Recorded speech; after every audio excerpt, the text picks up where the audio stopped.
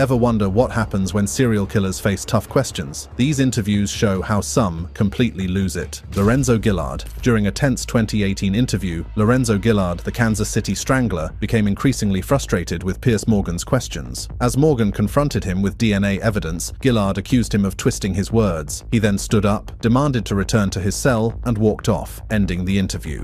Charles Manson. During a tense 2018 interview with CBS's Charlie Rose, Charles Manson left viewers unsettled with his unpredictable behavior. Switching between calm moments and sudden outbursts, he avoided answering questions about the 1969 Tate murders. His bizarre responses, refusal to take responsibility, and claims of being a victim made the conversation tense and unforgettable. Aileen Wuornos. Documentary filmmaker Nick Broomfield's final interview with Aileen Wuornos in October 2020 took a chaotic turn. Wuornos started off calm, but quickly grew angry, accusing authorities of plotting against her and using sonic pressure to control her mind. Frustrated by the questions, she stormed out, blaming society for what she called her wrongful fate. Arthur Shawcross. In a 2008 documentary, Arthur Shawcross showed a calm demeanor while describing his brutal crimes, but his mood shifted dramatically when asked about his first murders in Watertown, New York. The moment he was pressed about the child victims, Shawcross became angry and abruptly ended the interview, leaving viewers stunned by his reaction.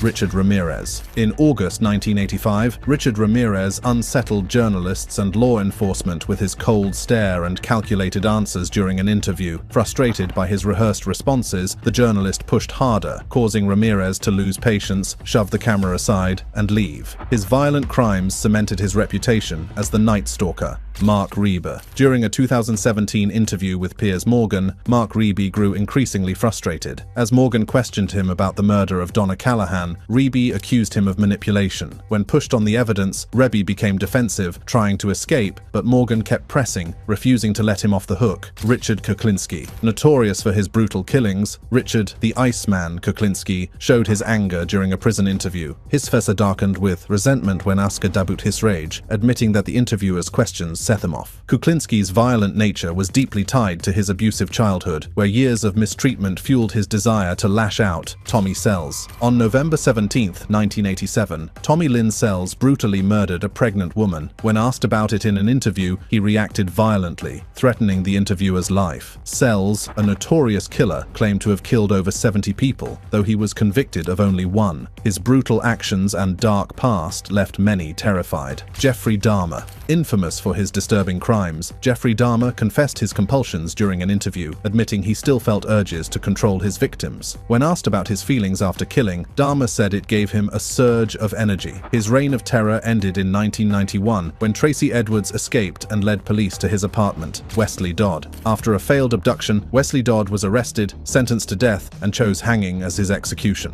His past was revealed through his prison diary, where he described the abuse he endured and his early attraction to boys. By the age of 13, he was molesting children. His crimes grew worse, eventually leading to murder. Ted Bundy. "I don't like being treated like an animal," Ted Bundy said, expressing his anger over being locked up. He insisted he was innocent, even after being caught for over 30 murders, but as his execution neared, Bundy admitted to his crimes, saying he deserved to die. On January 28, 1989, he was executed. Carol Cole. Convicted of multiple murders, Carol Cole showed little remorse until a 1984 interview. When asked if he thought he deserved to die, he struggled to answer, but eventually admitted the gravity of his actions. He seemed uneasy about the lethal injection, fearing the pain. On December 6, 1985, Cole was executed by lethal injection. Gary Ray. In 1994, Gary Ray snapped after seeing an image on TV that brought back a disturbing memory. He killed John Roberts in Daytona Beach, claiming it was easy. His rage continued as he murdered 7 more men along the I-95 corridor. When caught, BS showed no real emotion, saying he felt relief after the killings.